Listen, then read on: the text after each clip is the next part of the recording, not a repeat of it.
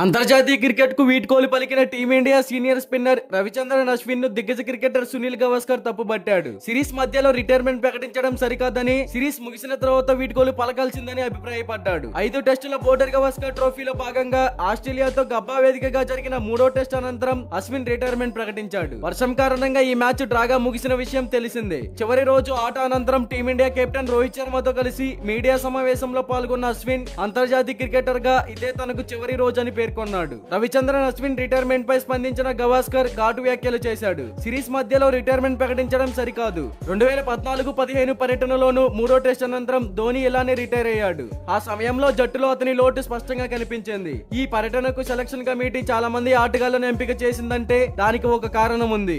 ఆటగాళ్లు ఎవరైనా గాయపడితే రిజర్వ్ ప్లేయర్లను జట్టులోకి తీసుకోవాలనే ఉద్దేశంతో చాలా మందిని ఎంపిక చేశారు. సిడ్నీ మైదానం స్పిన్నర్లకు అనుకూలంగా ఉంటుంది కాబట్టి భారత్ ఇద్దరు స్పిన్నర్లతో ఆడాల్సి వస్తుంది.